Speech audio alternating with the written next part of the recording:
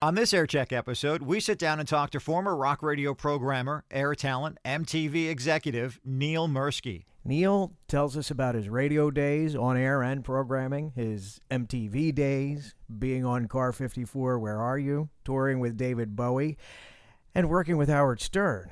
Here we go.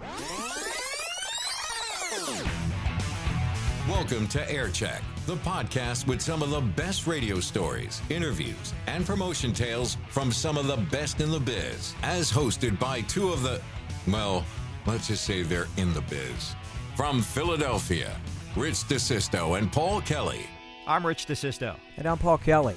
On this Aircheck session, we're proud to have with us one of the great rock radio programmers. He was voted Rock Program Director of the Year by his peers in 1998, 2000, and 2002. After spending many years on rock radio stations in Florida, he became an executive with MTV, and he also worked with Howard Stern, producing the nationally syndicated Howard Stern Show. Please welcome to Aircheck, Neal Mirsky. Oh, thank you so much. Thank you so much for being here. It's, I've listened to every show you've done so far, and each one's been with somebody that I've worked with. Well, this is your life, Neal Mirsky, so there you go. Yeah. So Neal and I first met in 1996. I was just getting let go from New York's Pure Rock Q104.3 with the rest of the staff, and I sent him and Tim Sabian, who were running YSP in Philly at the time, my demo. And Paul, I think I still have the voicemail of Neal telling me that he and Tim wanted to hire me. A good hire, I would say, because I became the production director and stayed there for about 10 years. No way. Yeah. Hey, Rich, it's Neal Mirsky getting back to you. Tim is absolutely, totally into working with you, whatever works for you. He's like, the last thing he wants to do is stand in the way of, what if these people come in on July 1st and offer you a full-time job? I mean, it may be a long shot, but it's a possibility. He wouldn't want to stand in your way. So in any case, just doing that one Saturday shift, 4th of July weekend, not a problem. That's one of the cool things about working here is that, people like in Tim's position are so willing to work with people and they're not tyrants. And I think you'll really like that here. In any case, give me a call when you get a chance and we will discuss further. But everything is cool. Bye.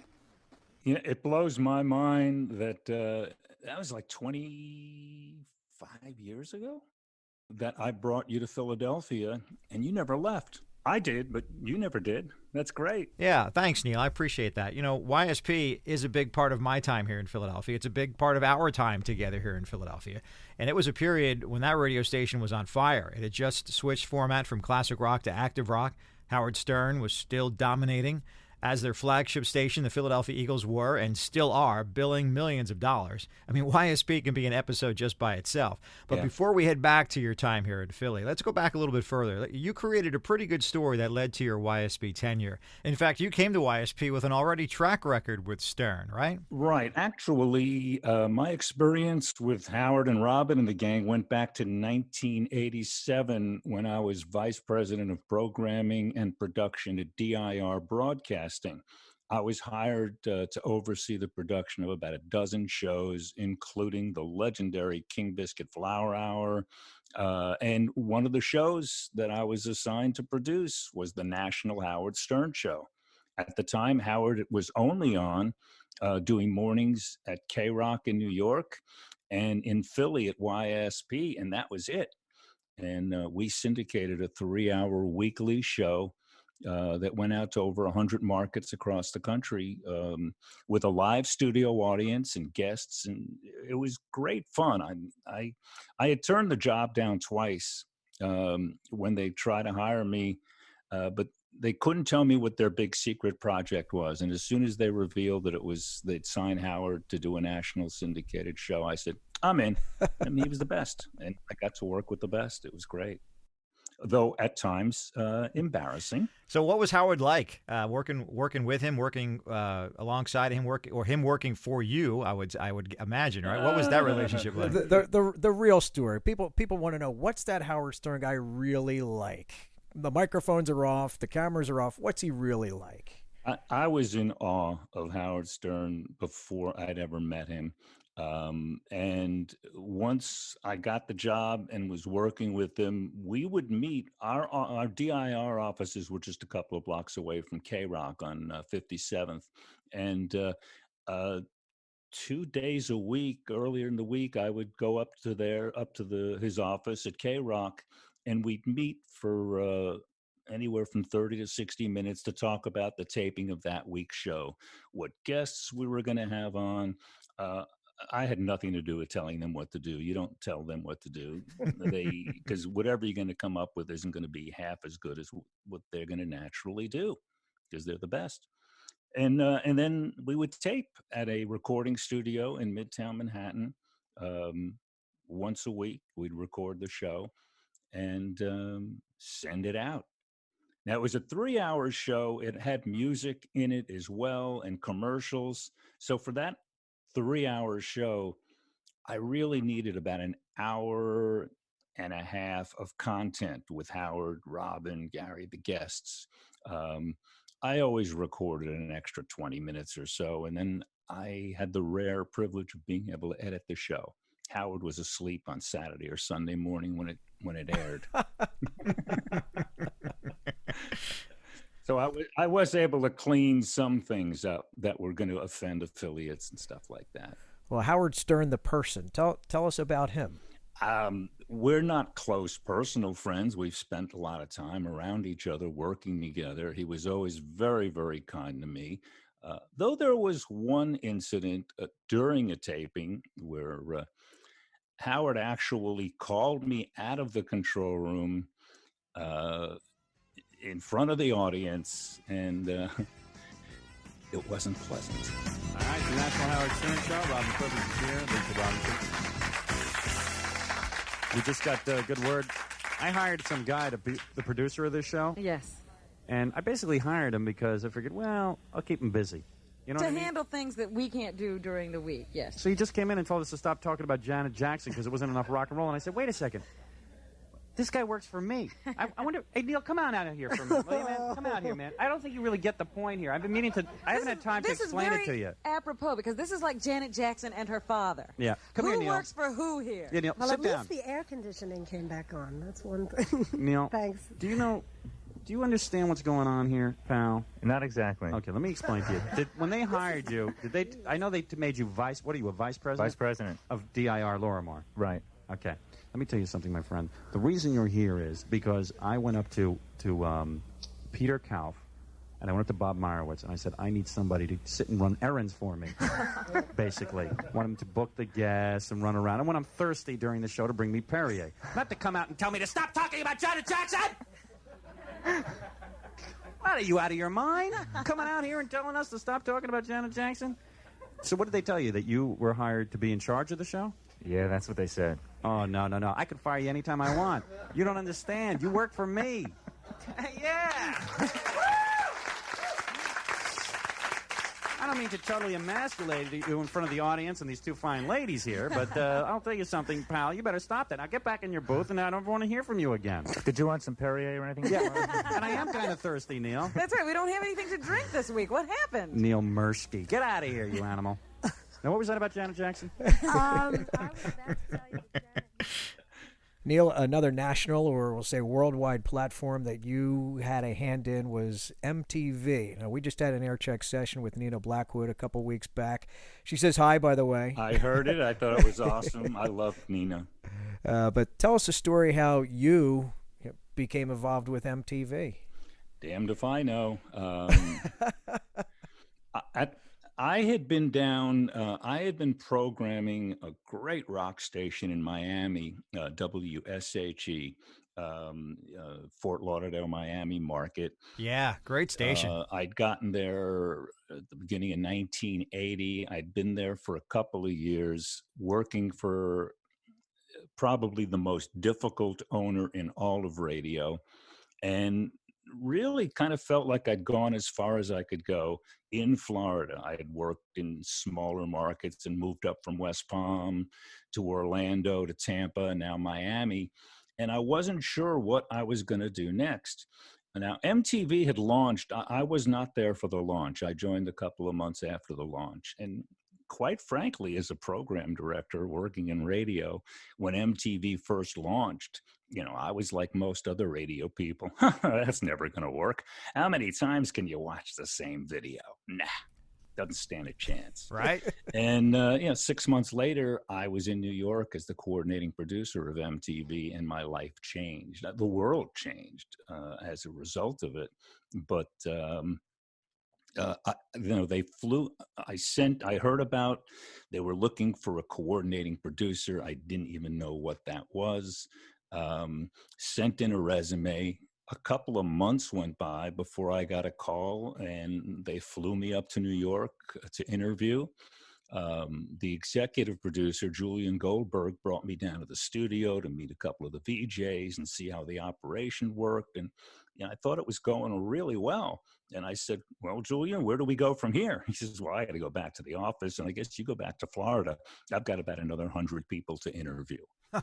Wow. And then it was another 2 or 3 months before I got the call that they want me to come back to New York to, meet with Les Garland and Bob Pittman and make the final decision. And next thing I know, I'm moving to New York.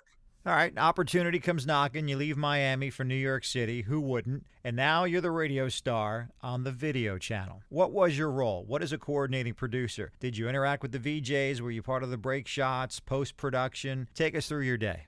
The title of coordinating producer, basically, I oversaw all studio production for MTV. This would be all of the VJ segments, them doing their shows, all of the artist interviews, all of the promos that were shot on the set, all of the interviews. I oversaw the studio schedule.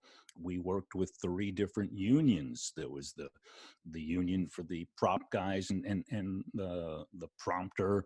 There were the cameramen had their union. I had to negotiate union disputes and just general production stuff, and oversee the VJs, how they looked. I could be in the control room or upstairs in my office and had that red phone where if I'm watching on the monitor and I saw something that was either wrong or problematic, I would call down on the bat phone and we would go back and re-record that segment. But that happened very rarely. You hotlined the VJs? Yeah. Well, I'd hotline the director in the control room and they'd say, Neal called, gotta burn it back, do it again. So were you the guy responsible for the tapes getting loaded up on a truck and being hauled out to somewhere on Long Island so they can be sent up to the satellite? In Smithfield, Long Island, yeah. Dig into that process a little bit. Everything we did was recorded on 2-inch tape.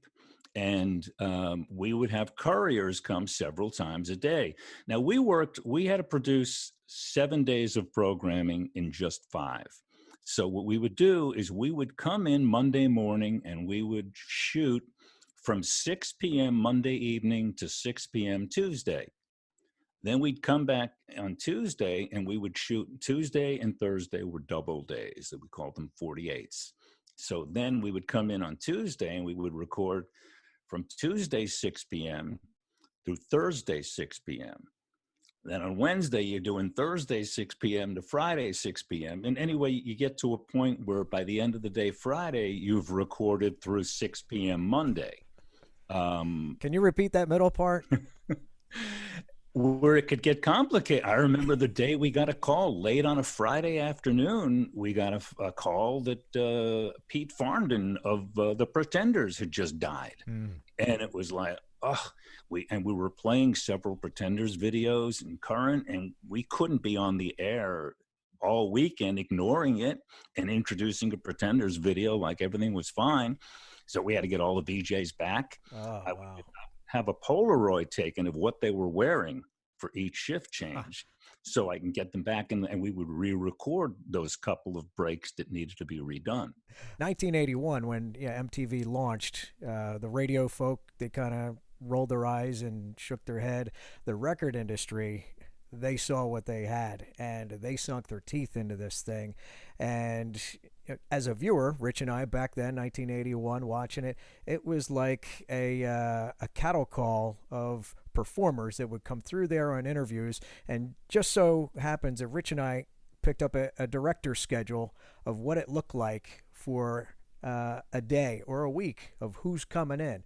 Now, Oh, with yeah. your permission, and we're not saying we got it from you, but we may happen to post that on social media No, sometime. you got it from me, and there's no class. It's all been declassified. But tell us what that was like dealing with the record label industry. And all right, we got John Mellencamp at 2:00, 3:00. We've got Duran Duran 4:00, and coordinating all that amongst your VJs who are trying to do a recorded shift and prep for interviews. I mean, that had to be maddening at times. Well, I had nothing to do with setting up the interviews. We had a talent department that worked. Most of them people who had worked for record companies. I mean, before MTV, everybody did something else. And Gail Sparrow, who ran that department, would just, she knew everybody. And if somebody was coming to New York, she would get, arranged for an interview. Then we would decide, all right, which VJ is best suited for that particular artist, or how does it work scheduling wise? Often on a Friday or a Monday, a VJ may be traveling to do an appearance for a cable company in another part of the country. So you work around all of that. But I didn't put the schedule together. I just made sure that it was followed and that things got done. But it's funny because I remember, I can think of like one day where we had The Who were in town to announce a tour. And they had arranged to have The Who come by the studio, and it was going to be Pete and Roger, but they didn't come together. Like Pete came in the morning and Roger came in the afternoon because they weren't even talking to each other then. They weren't getting along. And each one talked about how much they loved the other one, but they just couldn't say it to each other. It was incredible. But then that same day, I think we had Billy Squire coming in. And then I think the next day, David Lee Roth was coming in.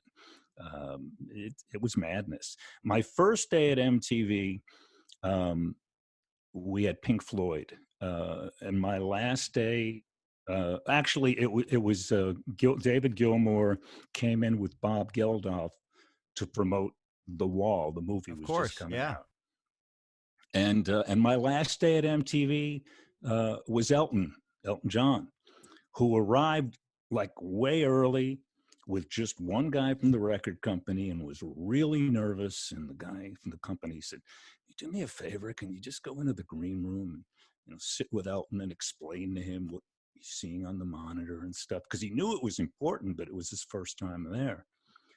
And in between Pink Floyd and Elton John, I met just about everybody else that I'd ever wanted to meet in rock and roll.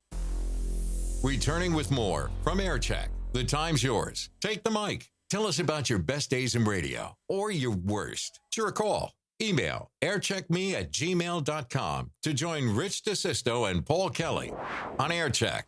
Hi, this is Neil Mirsky, and you're listening to Aircheck with Rich DeSisto and Paul Kelly. Neil, you took the chance, like we all do in this business. You left WSHE in Miami for MTV in New York City. Pretty good leap.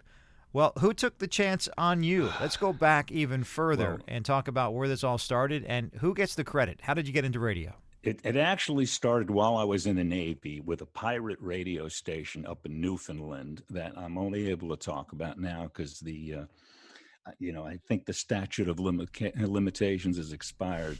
But no, it wasn't illegal. There were no FM stations in Newfoundland at the time. And me and this buddy, he was an electronic genius that worked on radar equipment.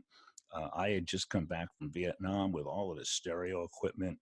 And, we started the Armed Forces radio station sucked. So we just started, playing Jimi Hendrix and Janis Joplin and all of this great music that we weren't getting on Armed Forces radio. And it kind of took off. And the bigger it got, the more likely I was headed for a court-martial when they caught me. So I ended up cutting a deal and getting an hour on the Armed Forces station to play some good music. So that's how I actually started in radio. But when I got out, I went to broadcasting school on the GI Bill. And the broadcasting school was in the Ed Sullivan Theater Building in Manhattan. And then I moved to Florida in 72 to knock on doors with my little broadcasting school audition tape, which is, as I remember, was just awful, and I've never had the courage to listen to it. Whose isn't good? It just so happens we got our hands on that too. No, you don't. Nobody has it. Nobody has it. In fact, the tape's probably fallen apart by now. But anyway, so I got a job in West Palm Beach doing a late night free form radio show called Dirty Music. We took the name from a Spiro Agnew speech about all these rotten hippies playing their dirty music, and said, oh yeah, that's what we'll call it. Cool. And then from that, I ended up getting hired up in Orlando by a guy named Lee Arnold, who was my mentor. He hired me to do mornings in Orlando, and then just from there to Sarasota, where I did mornings, then Orlando again. I actually moved to Orlando 6 different times from other cities. Worked there a lot. And then I got my first PD gig in Tampa in 78 at 98 Rock in Tampa, and 79 WDIZ in Orlando, and had a lot of success there, and that got me the gig at She in 80 in Miami. I was keeping the moving companies pretty much in business. So 70s and 80s, the name Neal Mirsky, as you mentioned, was synonymous with Florida radio. 6 times in Orlando through the years, West Palm, Sarasota, Tampa, Miami. You were a morning guy, a night guy, a PD. You mentioned some of the call letters. When you were an air personality, what did you enjoy the most about it? I enjoyed being an on-air personality when that was all I was. But as soon as I became a program director, now I was an on-air PD, doing a 2 or 3 hour midday shift. And I just found myself that couple of hours on the air, which used to be fun, was now returning phone calls and writing memos. And I just wasn't enjoying it anymore, and then evolved, totally into the management end and out of the talent end. Now, Rich and I each have our own stories, nightmares about it. Some of the interviews we've done, many times the first interview could be the worst. Many times it's not. But let's talk about your first interview that you did, Neal. My first interview was with Ian Gillan, the lead singer of Deep Purple, in 1972. Oh. I had just gotten my very first job at this little radio station doing dirty music at night. And Deep Purple came to town to the West Palm Auditorium. And I was a huge fan of his from his role in Jesus Christ Superstar. Mm-hmm.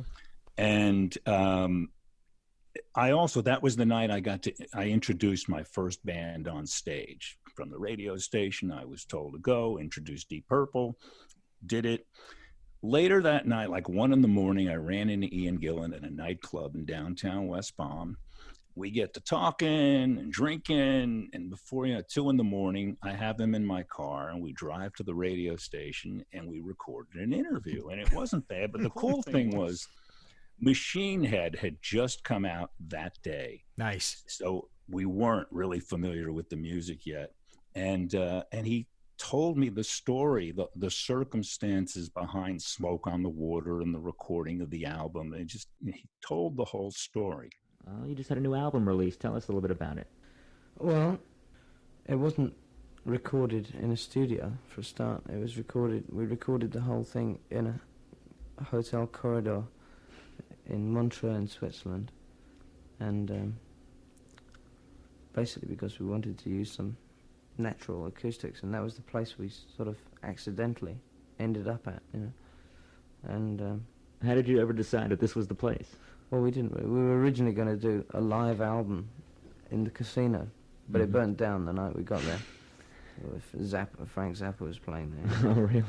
And somebody shot a flare gun into the roof, and there was 2,500 kids in there, and we were in there too, and the whole place just exploded. Sounds like quite a disaster. It was ridiculous. Incidentally, what's the, might as well get a plug-in, what's the name of the new album? Machine Head. Machine Head? Yeah. You did one number at the concert that I remember. In fact, you did 2. 3. 3? We started off with a thing called Highway Star, another number called Lazy, and another one called Space Trucking. A couple of months later, Deep Purple came back to town, and I ended up having Roger Glover and John Lord on the air. live in the studio during my show. And they also, now people knew about Smoke on the Water. The album had been out a few months. They were doing great. The band was blowing up big. And it was great to also get their perspective. Could you tell us about the story of the making of the album? Well, we decided to record an album outside a studio, mainly because we wanted to get some kind of live sound from the instruments, not a live concert. We didn't want to do a live in front of an audience recording. So we decided to go to a concert hall that we'd already previously worked in and knew to be a good acoustic sound. Stop playing. Sorry. And thereby catch maybe the atmosphere that surrounds the noise that comes from an instrument during a live performance, as opposed to in a studio. Studios can be a bit over soundproofed and very dead. And we chose the casino at Montreux in Switzerland. The day we arrived, with all our equipment, wives, managers, babies, dogs, the whole kit and caboodle, plus the Rolling Stones mobile unit, there was an afternoon concert with Frank Zappa. And why don't you finish from there? All right. And the group was in there watching it, and there was, to cut a long story short, there was a fire started by an idiot, a fool. Various reports came back. I think Ian used stronger terms, but I know what you're talking about. Well, he was on later at night. Right. And Frank lost all his equipment, every last inch of it. I think the only thing left was a melted cowbell. That included 2 mini Moog synthesizers and guitars, drums, the lot. By a giant stroke of luck, we'd not put our equipment in that afternoon as we'd intended to do. Smoke on the Water was in actual fact recorded at a place, a kind of an old concert hall on the lakefront at Montreux. We got that one done, and then the local residents complained. But we finished Smoke on the Water, and then we finally ended up, as the song says, at the Grand Hotel. And we parked ourselves in a corridor and soundproofed the corridor and stuffed the mobile unit outside. And using mostly mattresses, I understand. Yeah, to soundproof the windows and the doors. And we put some nice little red lights in there, and we had coffee and beer and food delivered, and it made perhaps the best studio we've ever recorded in. The worst interview I've ever had would have to be Van Halen. No, come on. It was either Diver Down or Women and Children First, whatever, in 80. And I get a call from the Warner Brothers guy, a promo guy, that, hey, Van Halen wants to come. They're in town. The show was on a Saturday night. They wanted to come by the radio station to, not that the show wasn't already sold out. They just wanted to have some fun on the radio. So, of course, biggest band on the planet at that point. I said, sure. Now, I had a weekender on the air that wasn't going to be able to do the interview. So I came in to do the interview. The band showed up. They were obnoxious. They were drunk. They were stoned.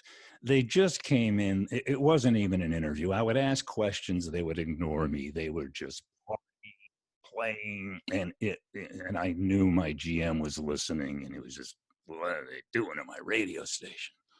It was, I'm sure it was very entertaining to the listeners. But boy, going through it was not pleasant. And we've got the fire. Get the number of that thing. Van Halen band. Hello! Hello! Yes, indeed, my man. In right 4-part harmony. Your harmony. naked, steaming ears, WSHE. It's a Van Halen. Prisoners of the fourth dimension. And Singing.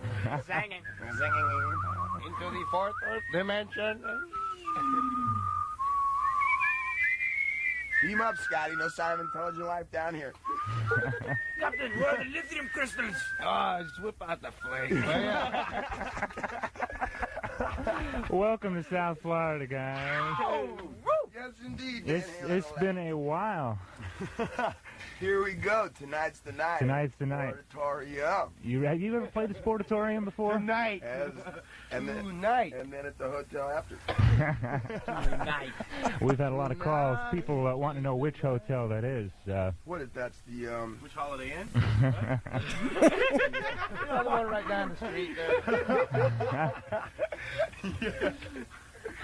Really, man. Before we get rolling, I was just telling the guys, we're giving away a pair of David Lee Roth's pants on the air. We've been talking about it for a few days. Those things, as you said... Not wash them.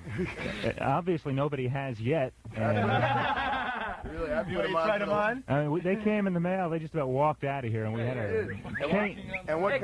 what kind of dance stuff did they do? Okay, we're going to hold the pants up. We're holding the pants up now. Take the radio and place it against your body.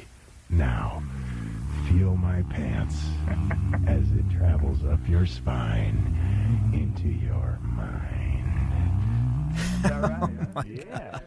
A couple of weeks later, I ran into David Lee Roth out at a radio programming conference out in San Diego. And he actually came over and he apologized. He says, yeah, we were real assholes that day. Wow. And I've had a lot of interactions with the band in the years since. And it's never come up. I doubt they even remember it.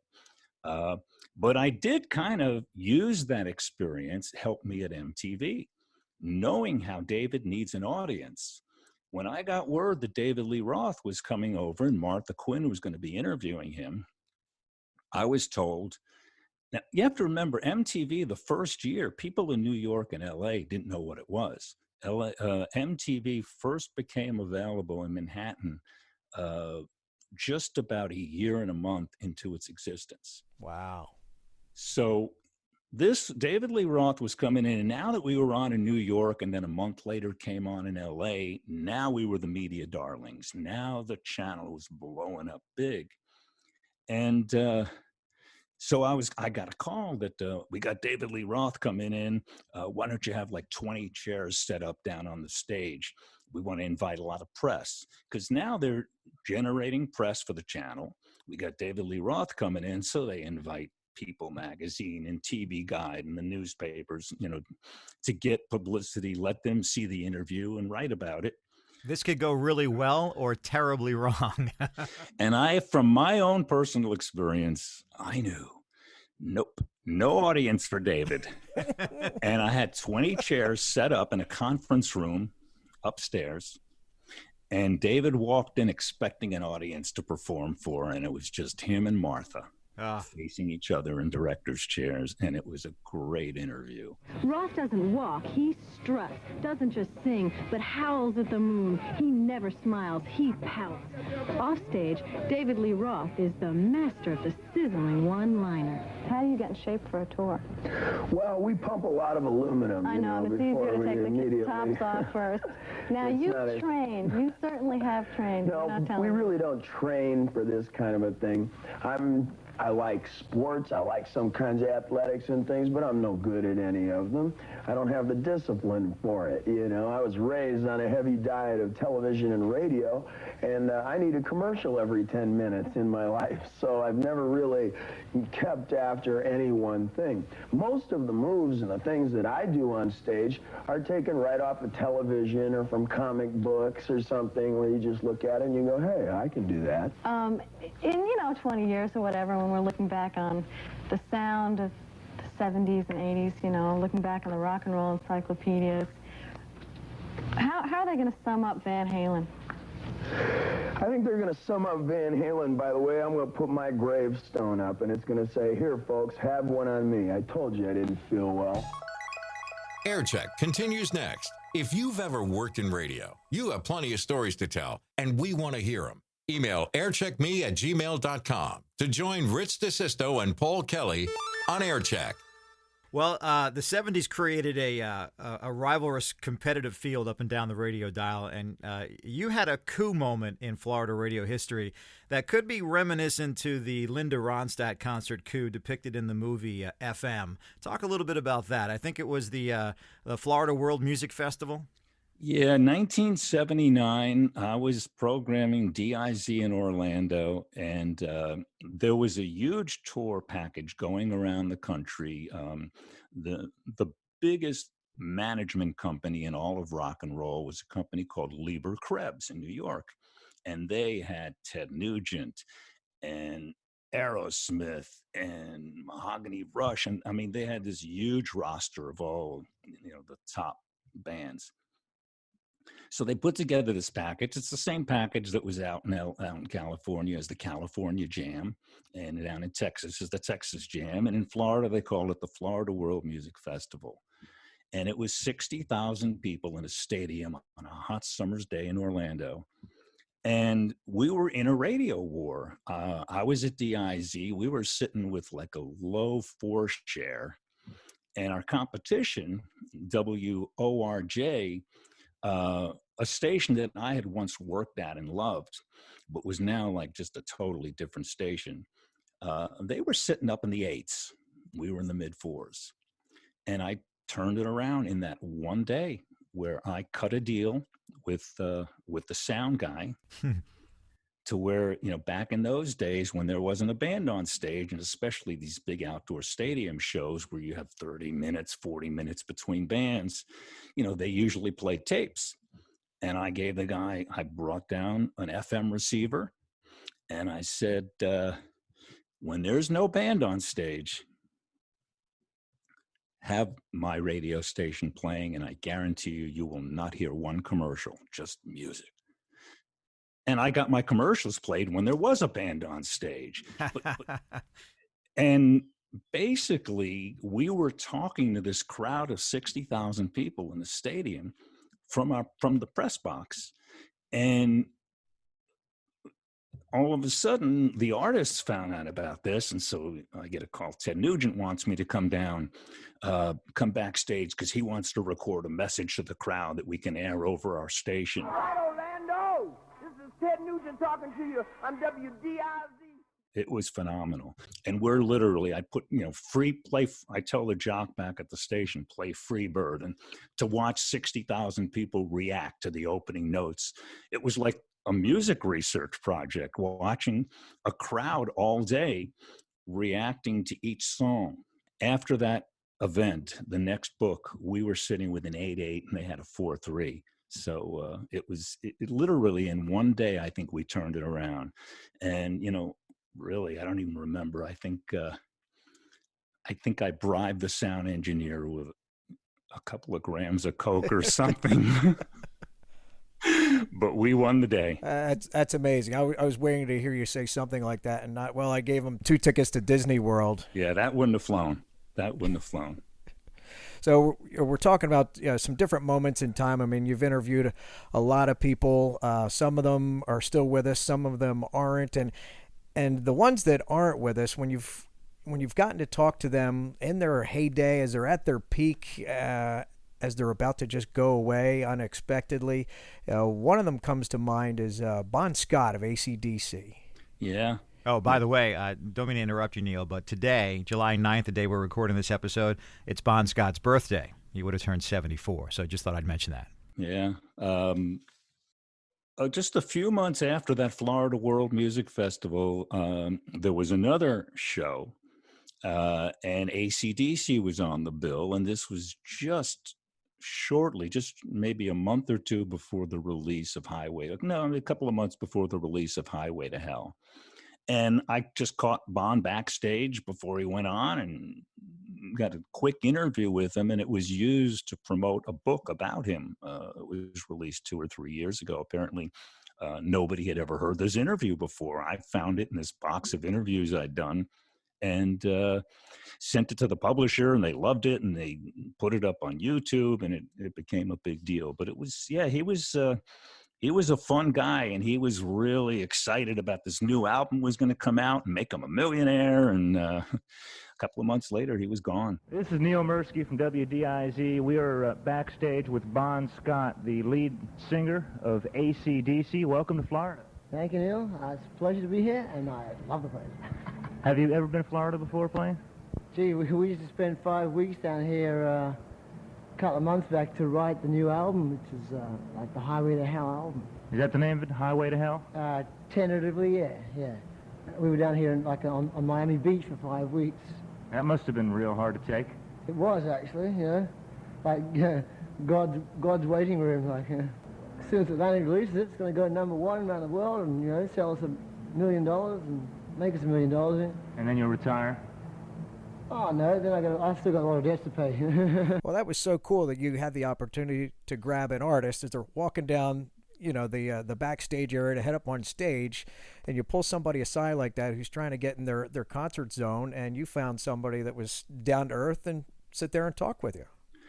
You never know. I mean, you can catch somebody on a good day. You can catch somebody on a bad day. I've had rock stars who were just total assholes when you approach them about, being nice to somebody or whatever. Can I have an ID? No. And I've even written off, figured, maybe they're not an asshole. Maybe they're just having a bad day. I'm sure there are people who think I'm an asshole. They may be right, but maybe I was just having a bad day. Air Check, reviewing and remembering what happened on the air and off the air. College radio, AM, FM, got a story to tell? Let us know. Email aircheckme@gmail.com to join Rich DeSisto and Paul Kelly. Two Nimrods on Air Check. There are a lot of remarkable historic moments in the rock world, and when we reflect back on them, we tend to ask that question, where were you when X happened, right?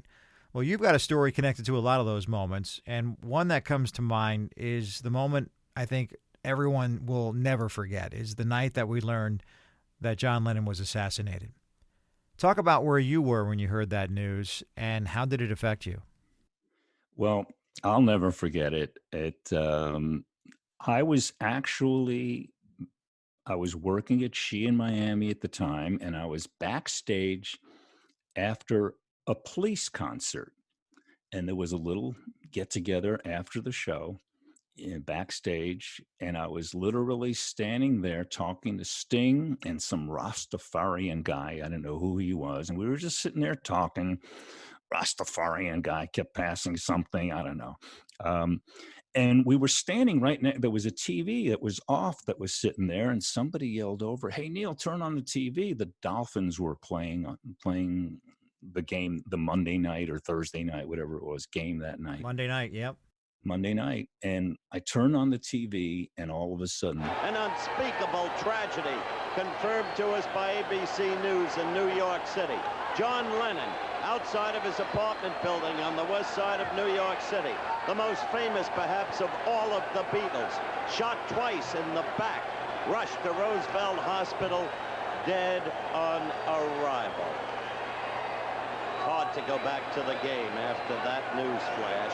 An unspeakable tragedy. Details on Nightline 30 minutes after the end of this contest. I immediately got in my car, started heading towards the radio station, realized that, well, I've got a bunch of old interviews and rare recordings and stuff at home. So I shot to my house first, got that, went to the radio station. And by the time I arrived, the entire air staff had already, without anybody needing to be called, everybody was there. And we just spent the next 2 days, there together.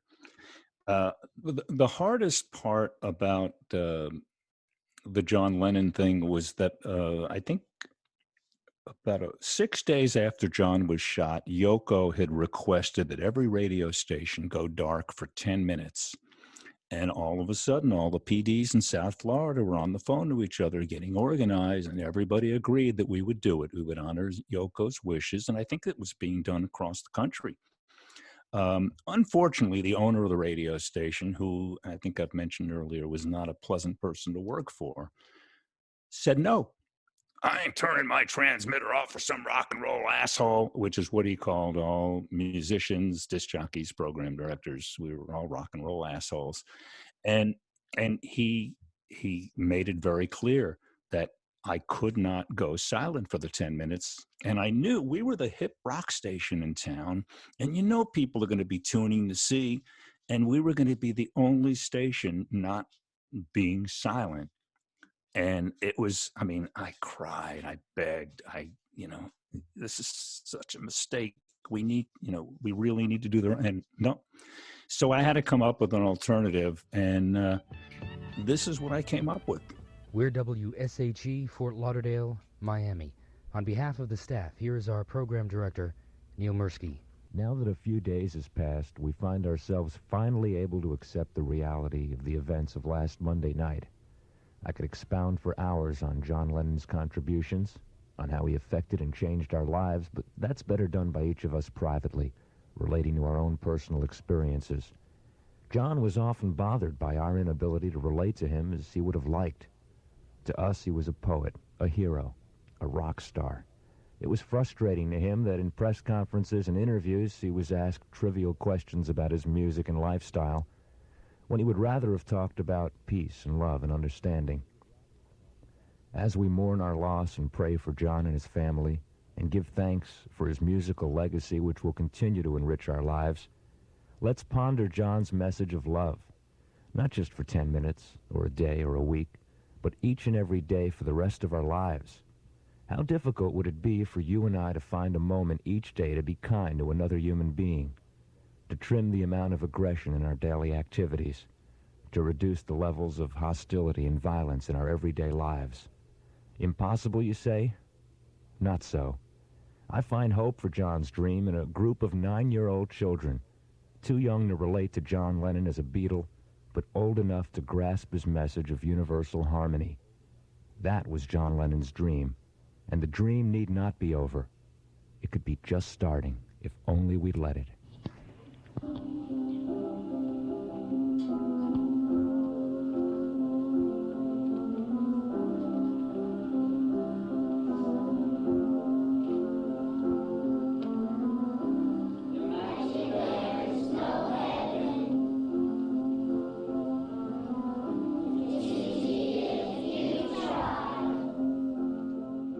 It was weird because within 2 days of John's death, we started having people show up at the radio station with cassettes of these songs that they wrote to John.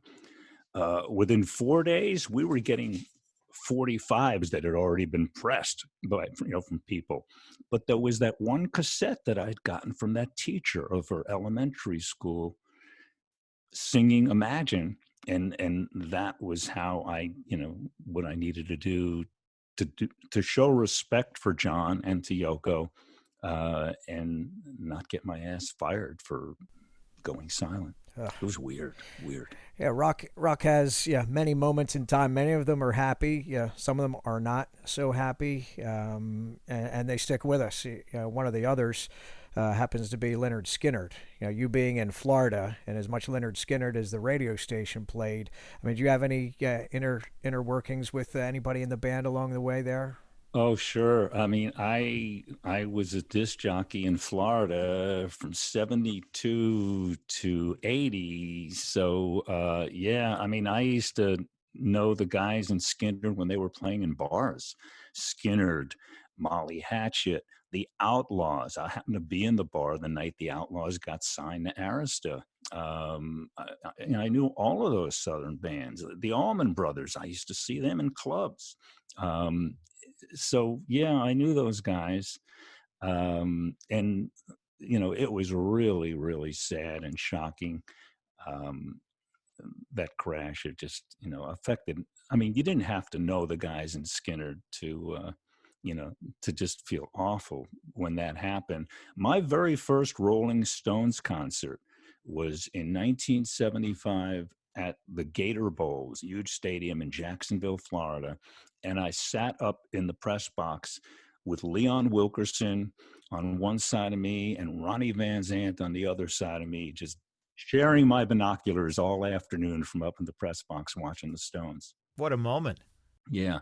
But Artemis Pyle, the drummer, sometime after the crash, when people were still healing, came into the radio station, and he gave my listeners an update, and it was really the first update anybody had on the state of Lynyrd Skynyrd at that point. And he was a survivor of the crash.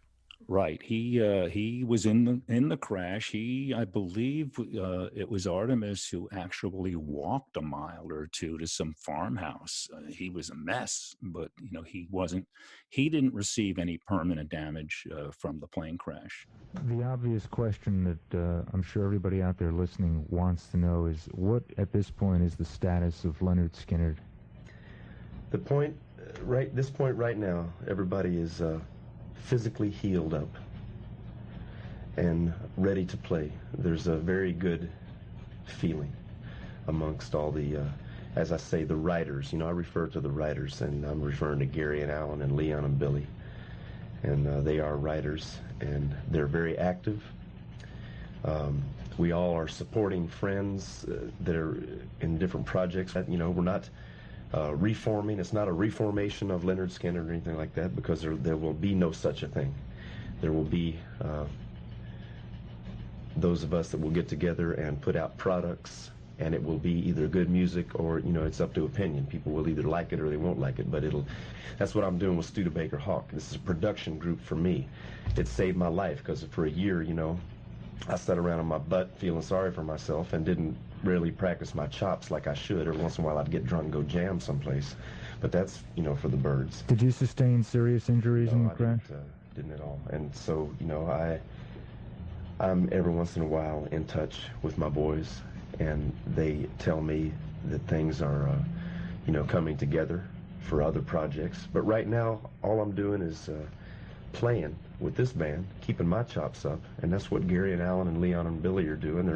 They're playing and getting themselves together and helping out friends in the capacity that they can. So, everybody's active.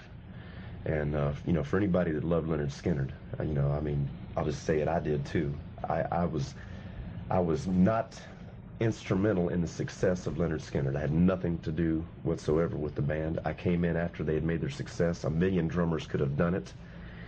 I just happened to be the one that was picked because, I knew the Marshall Tucker Band. I lived up in the mountains where they live, or up in the hills, and, knew them and Charlie Daniels, and they turned Skinner unto me. So I came in and I watched this group, and I had the best seat in the house, and I watched the band perform and do their thing, and I got off on it. And for anybody that digs the group and wants to see them come back, they don't have to worry about it. It was just a physical thing of healing and time. And the boys aren't down and out. They're gonna come back, and they're gonna make beautiful music. So everybody ought to look out for it. There's a few documentaries in the works about the plane crash. In fact, one of them was just recently released called Street Survivors, the true story of the Leonard Skinner plane crash that Artemis actually had a hand in. And I think there's another one in the works as well. But, Neal, you mentioned the Rolling Stones, and, they've had their share of members coming and going over the years. They're not the same band that they were when they started in 1962. Mick Taylor, one of those members who left in the early days, but then was also part of a few shows during the Stones tours in 2012 and 2013. You had a few encounters with Mick Taylor over the years. Talk a little bit about that. No, I only met Mick once. It was in 1979. I was programming in Orlando, and Columbia Records flew me up to Atlanta for the weekend to hang out with Mick Taylor, the former guitarist of the Rolling Stones, who had his first solo album coming out, and got to hang out with him and his fiance for the weekend. And we sat down, just the two of us at one point, and I got him to talk about the circumstances surrounding his joining the Rolling Stones. How'd you first come in contact with the Stones? Through John Mayall. He'd known Mick Jagger for years, and I'd just done a 3-month tour of America with John Mayall, and we got back to England, and I decided to leave. John Mayall went down to Olympic Studios one evening when the Stones were recording tracks for Let It Bleed album. Mm-hmm. And they mentioned to him that they wanted to get back out on the road again and be more active and make more albums. And we're looking for a guitarist, and he suggested me. So you had no contact with the Stones before that? It was just not until I walked into the studio and did my first session with them, which was trying to remember the name of the track. well, I think one of the first tracks I played on was Honky Tonk Women. I overdubbed the electric guitar on that. Your first public performance with him was right after Brian died, wasn't it? Yes, it was. It was a big concert in Hyde Park, which was like a sort of warm-up gig for the American tour that we did a few months later. I imagine in 1969. The mania that surrounds the Stones tour must have been totally unlike anything you've been through. Yes, I mean, in that respect, there was a tremendous amount of difference between touring with John Mayall and touring with the Stones. You know, it was a little bit crazier. There was more pressure. But when you're in a situation like that, it doesn't really, and you're enjoying it, it doesn't really affect you, you know. You just get on with your job. It's just what you do. Go on stage and play. And of course, I had to ask the obvious question. Why would anybody quit the Rolling Stones? I imagine you'll wear the badge of the Stone that got away till the end of your days. You were the first person to quit the Rolling Stones. What prompted your decision to leave?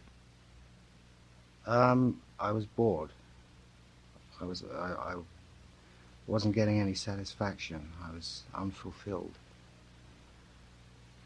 Did you? First 5 years were great, and then for me it became very predictable and very boring. And I wanted to move on and do something else. I wanted to. I won't say I wanted to progress or develop, because that sounds as if their music wasn't progressive enough for me. That's not really that. I just wasn't content to be a guitar player with the Rolling Stones for the rest of my life. Air Check. Radio industry stories that didn't always make it on the air, but are worth telling here. You know you want to share all the details. Email aircheckme@gmail.com to join Rich DeSisto and Paul Kelly on Air Check. So, Neal, we all kind of have our rock star idols. For me, it's the young Robert Plant. And in today's world, I want to be Dave Grohl when I grow up. I've already decided that I'm not going to grow up, Neal, and I'm going to keep it that way. But you had a conversation with Meatloaf somewhere along the way about some of his idols. I mean, how did that come about, and who did he talk about? Boy, Meat, I couldn't shut him up. It was supposed to be, I had him come up to my, at the DIR studios. I was recording interviews for a show called The Rock Clock that I was producing with Rick Nielsen as the host. And I was interviewing artists as they came through town to just find out about their first concert and their recollections of their favorite albums and their favorite bands and that kind of thing. So Meat lived in Connecticut. He was always in the city. So we got him to come in, and I thought it was going to be a half hour. We were there for like an hour and a half. He had so many great stories. He had played in a band early on in his career where he'd opened for a lot of legendary bands. And he had, I got him to talk about the first time that he saw Jimi Hendrix play live. The first time I saw Hendrix was like, all these firsts are unbelievable. I didn't know Hendrix when the first time. I mean, I knew his records, but I didn't really like his records. They were like noisy and crazy, and I couldn't understand them. And the Grandy Ballroom, we used to open $90 a night, that's what we made. And so they said, okay, come down, Hendrix is topping the bill, you'll go on first. Okay, fine. So I hung around and we watched the other bands. And then Mitch Mitchell and Noel Redding, and they came out and they started to play just the bass and drums without him a little bit, it was a boom, boom, boom, boom. And all of a sudden, this racket, all this feedback came, and he wasn't there, right? And I tell you, at that moment, it was like absolute magic, because the man wasn't there, and all of a sudden, he was, bam, he was there. It was like beam me up, Scotty. It was like unbelievable. It was like, whoa. And this guy just came to and closed his eyes and just stood for a while and just started to play, and he was real slow in playing, and he just took it. And then he started to move, like rock up and down. And it was like he totally hypnotized the entire place. It's like And he didn't do a lot of jumping and moving around like, you know, Daltrey or that. But then at the end, he went completely wild. You know, he was on his feet, lighting his guitar and doing this. And that's when it became a show. But before then, it was like just total passion. I think Meatloaf's best story, though, was he tells this great story about his first conversation with Janis Joplin. And then there was Joplin, who I hated her band. And I opened to her a lot. And I remember the first time I opened to her was in California at San Fernando Valley Junior College, I think. And it was Renaissance, Taj Mahal, us, and Big Brother and the Holding Company. And this is a great story of Joplin because down in Texas, they have a thing called Splash Day in Galveston, Texas. And I was backstage, and I knew Big Brother and the Holding Company, but I hadn't been that close to Joplin before. So I'm backstage, and back then nobody had separate dressing rooms. Everybody just sort of milled about in the same area. And I keep looking at her, and I didn't say anything because I'm real shy when it comes to people and talking to people. And I'm looking at her, and I'm looking at her, and I'm going, I know this person. I know this person. And a little while, about a half hour, 45 minutes, it dawned, because I couldn't stop thinking about it. It dawned on me. I had seen her sing before at this thing called Splash Day in a bar with a bar band. And she was wearing white go-go boots and a white plastic miniskirt and her hair in a beehive. And eventually I got up the nerve to go over and say to her, did you ever sing down in Galveston at a bar? And she said to me, shut up and don't ever tell anybody and don't talk about it. I said, must be you, you know. And I'm going, I said something about the white go-go boots. She goes, don't ever tell anybody I wore white. And she didn't know me from Adam, but she was talking to me like, you know, don't ever tell anybody the white go-go. And so I started going on about it. I said, well, what about the miniskirt? The white miniskirt, the white plastic. She goes, don't tell anybody about the white plastic miniskirt. And then she had this, she really did drink Southern Comfort. That's not a rumor. And she had this little pint of Southern Comfort. She goes, just stop talking about it and drink this. And I'm going, I don't drink. Just drink this. So I had to drink Southern Comfort from Janis. So we started to talk about Texas, and she really hated the place, you know. It's like, and she goes, I don't want to go back down to that place, you know. Yeah, I worked Splash Day. I worked that band. I said, you had this funny hairdo. She goes, don't talk about my hairdo. And so she was real gruff.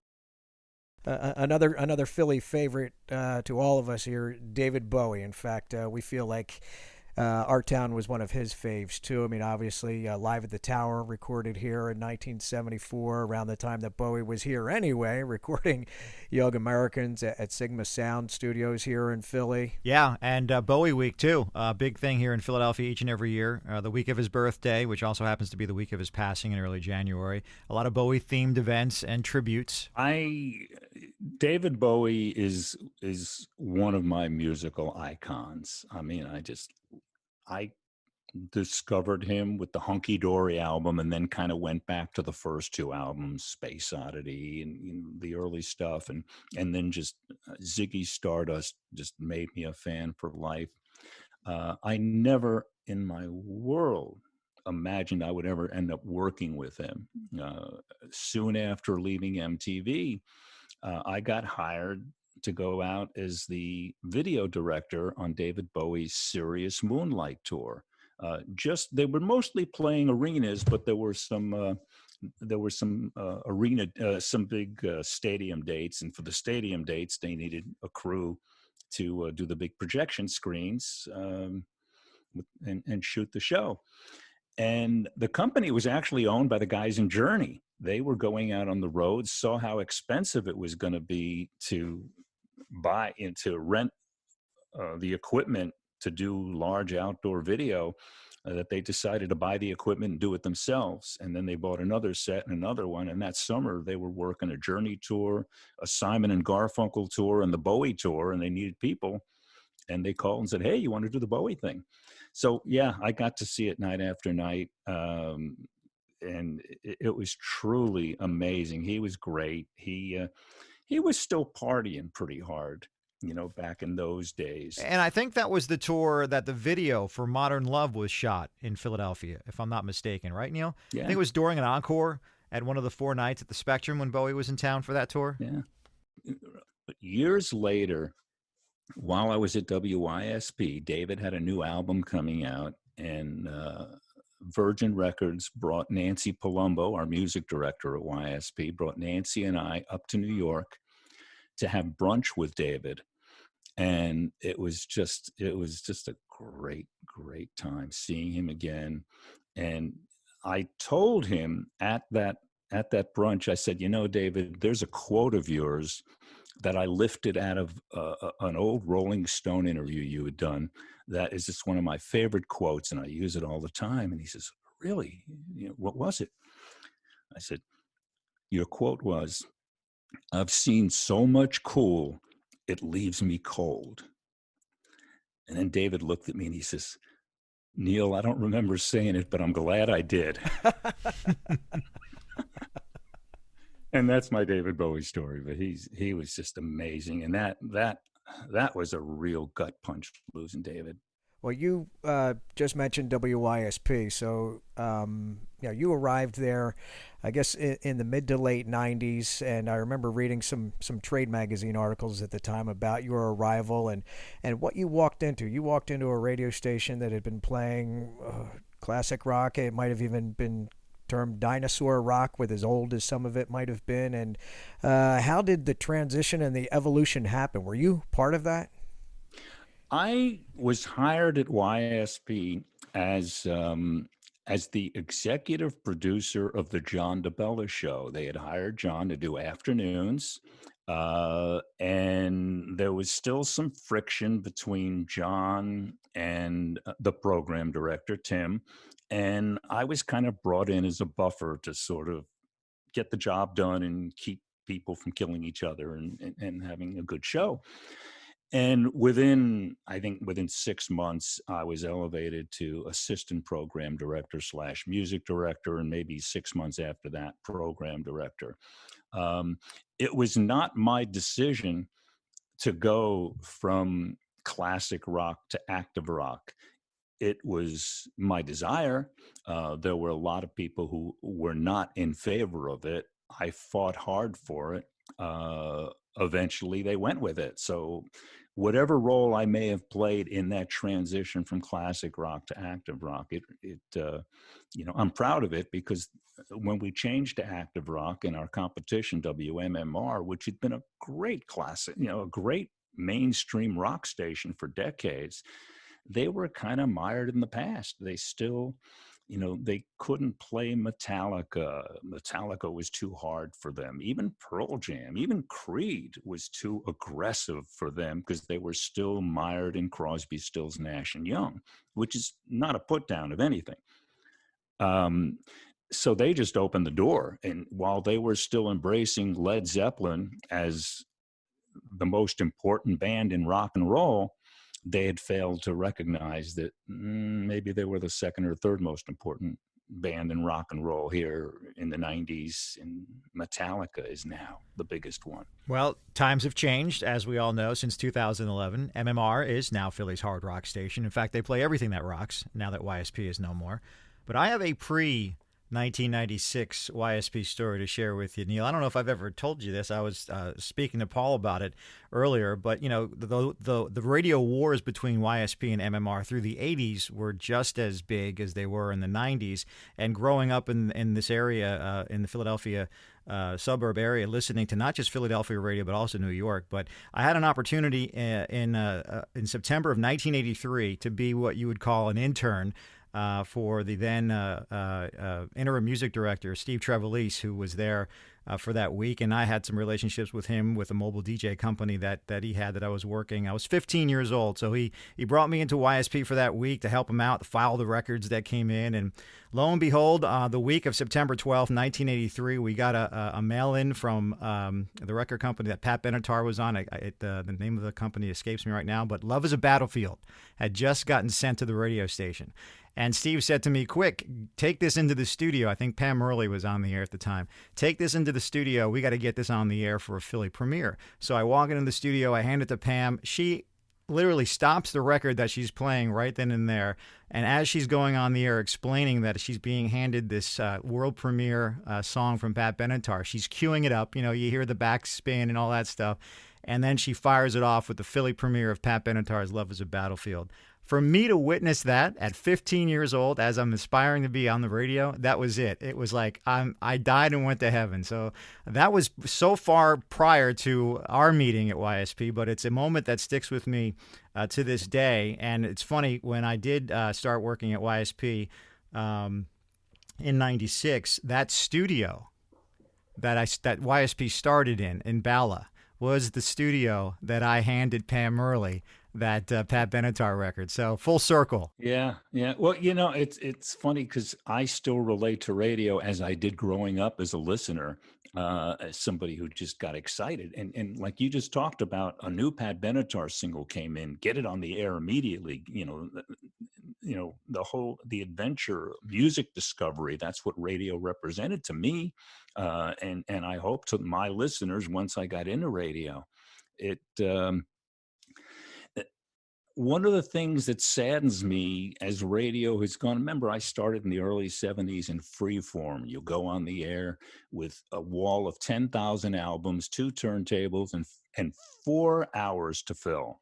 And you just painted with music, and you turned people on to great stuff, and you had thematic sets and great segues and, all of that excitement. And what made radio great back then was the competition that you were competing. We were talking about the radio wars between YSP and MMR, that great competition. Unfortunately, now you've got like 5 or 6 companies that own all the radio stations in the country, and you've got now more often than not your competition is down the hall in the same building. I've had that happen a number of times, and you don't have that competitive edge. It was that kind of a competition that made us great. When I was at Zeta in Miami, I got our logo on the Super Bowl. How did that happen? You actually know the person who helped make that happen, the late, great Don Bernstein, who had worked as our marketing director with us at YSP and later went on to become, a legend with Hard Rock Cafe. He was the guy who bought everything that hangs. He knows every rock star and goes to their homes and grabs guitars and outfits and things.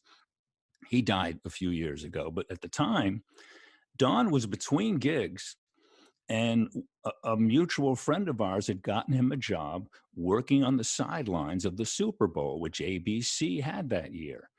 And every day, and my radio station was just a few miles away from the stadium. So every day, I was having lunch with Don at a diner.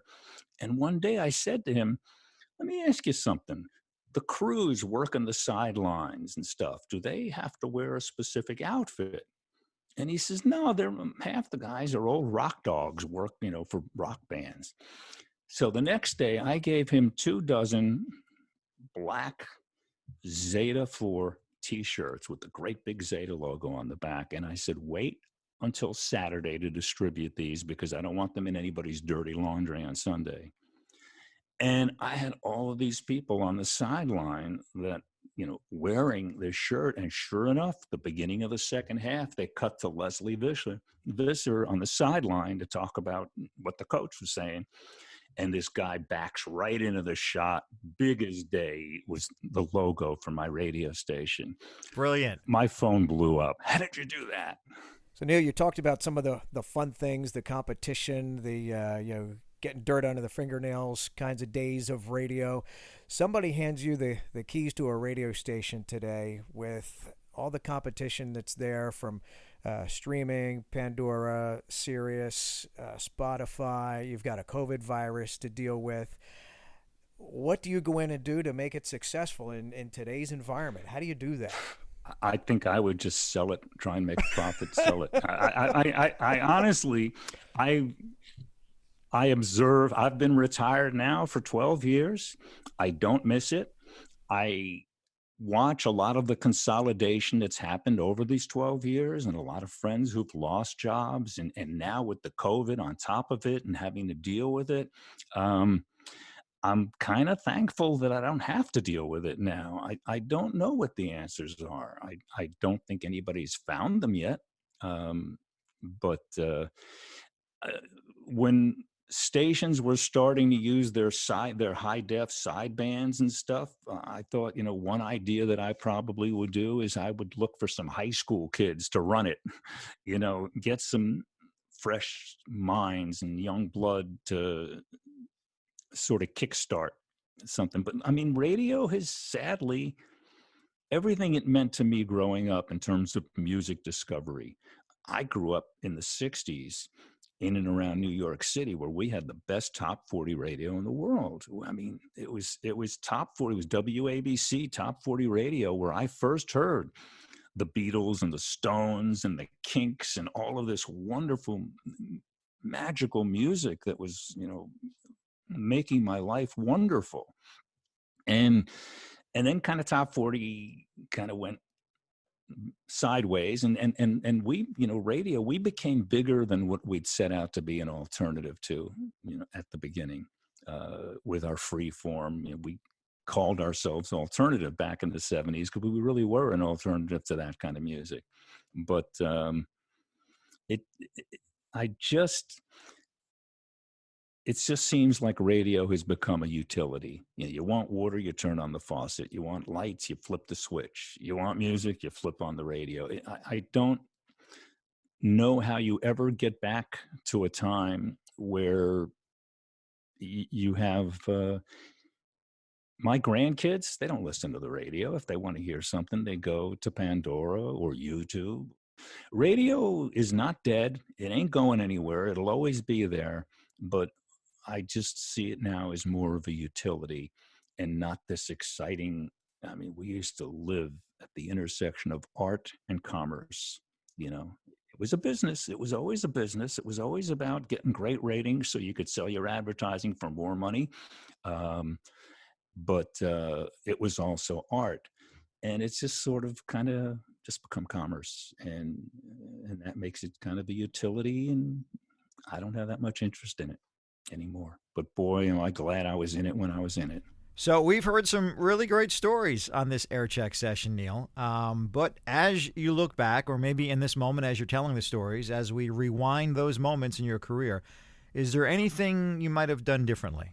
I've thought about that a lot. I have no regrets. Yeah, there are decisions I've made that, looking back, I think, maybe that wasn't the smartest thing to do. But each thing led to something else, and in the end, I look back very, very happily on my radio and television career and my life.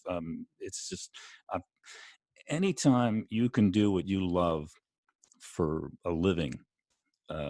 It started out the beginning, the first 8-10 years of my career. It was, I got up 15 minutes before the alarm every day because I couldn't wait to get to work. Next 10-15 years, it kind of became a little bit more of a job, but it was still a pretty fucking cool job. And those last 10 years, it was, oh God, get up and go to work again. So, I mean, that was the evolution for me. But no, I really don't have any regrets. There are people that I hired that I wished I hadn't hired. Not you, Rich. Well, thank you, Neal. and people, that I didn't hire that maybe I should have. There are records, there were bands that I was very, very early on in supporting, whether it was Springsteen or U2 or Joan Jett. But then there was Pearl Jam. I was probably the last program director in America to add Pearl Jam. Epic Records wanted to kill me because I just didn't hear it. I love them now, but back then I didn't hear it. So, yeah, that's a regret. I wished I'd played Pearl Jam earlier. Other than that, I'm pretty happy. So, Neal Mirsky, 2020, day in the life. What do you do? Well, under quarantine, it isn't all that different from before I retired. Since I retired, I don't know if it's Wednesday or Saturday. It's just it's just another day. I got my grandkids nearby. I got my dog who consumes a great deal of my life. I've got my girlfriend who's on her way moving here to Florida from California. Life's good. It's just, another day. I watched probably too much TV. I love documentaries, and there have been some really great rock documentaries lately. I fill my days. You just mentioned TV. How the heck did you end up in an episode of Car 54, Where Are You? I wanted to be an actor as a kid, and I ended up working as a child actor while I was in high school. I was such a runt. When I was 16, I looked like I was 12. So I got some work because they could deal with the brain of a 16-year-old, but still, rather than the brain of a 12-year-old, to see somebody who's playing a 12-year-old. And yeah, I ended up working on Car 54 RU and some episodes of that. It was fun. It was, while I was still in school. What was that like working with that crew?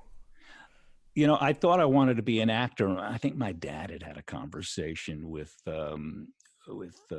Fred Gwynn, who of course later went on to be Herman Munster and the judge and My Cousin Vinny. And he kind of talked, he says, for every actor you see up on TV or in movies making a lot of money, there's 100 walking around starving. And, I evolved out of wanting to be an actor.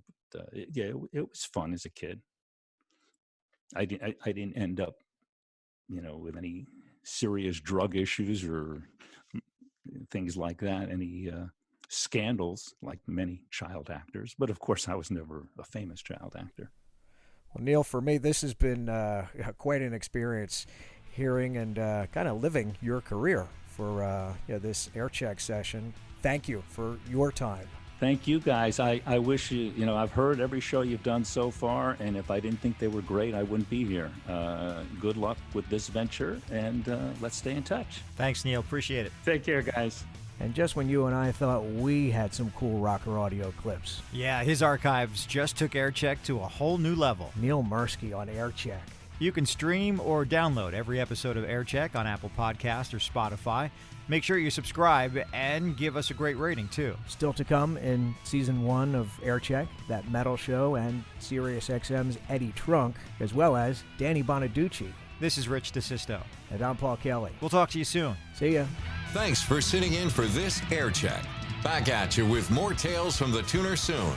Questions, comments, or to be on an upcoming episode, email aircheckme@gmail.com. Musical props to Chris Gordon. Announcer props. Yours truly, Greg O'Brien, the OB. Aircheck is the creation of RDPK Productions.